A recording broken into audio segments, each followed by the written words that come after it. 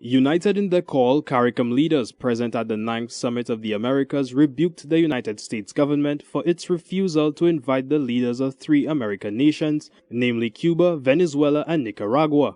U.S. President Joe Biden, who hosted the hemispheric meeting, had barred them from attending, a move that experts suggest cast a cloud over meaningful U.S. relations with other countries in the Americas because of his government's concerns about human rights violations and a lack of democracy.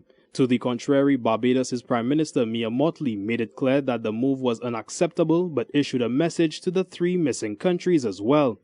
It's wrong that Cuba and Venezuela, Nicaragua are not here because, as you heard from Bahamas, that we need to speak with those with whom we disagree.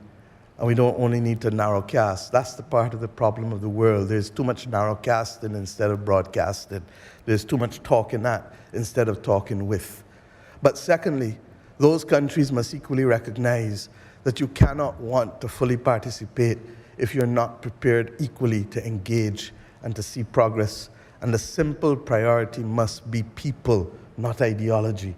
If we can make progress for people, if we can allow people to speak different languages, if we can create a minimum floor of education and healthcare for the people of the Americas, then, my friends, the City of Angels would have played its role in the history of the Americas. In a similar vein, St. Lucia's Prime Minister Philip J. Pierre argued that division within the region does not augur well for the development of the Americas.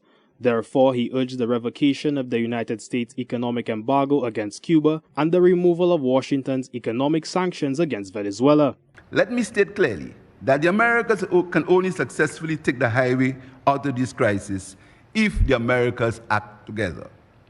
It is therefore disappointing that some countries of this hemisphere, namely Cuba, Venezuela, and Nicaragua, were not invited to this summit, and the summit has been marred by debates over inclusion and exclusion.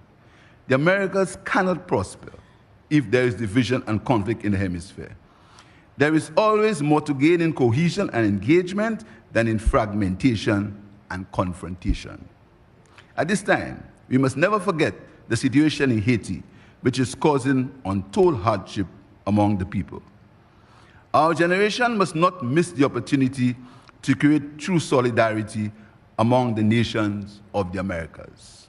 Ahead of the summit, the exclusion was a contentious issue for the regional bloc, with St. Vincent and the Grenadines Prime Minister Dr. Ralph Gonsalves declaring that he would not attend the talks.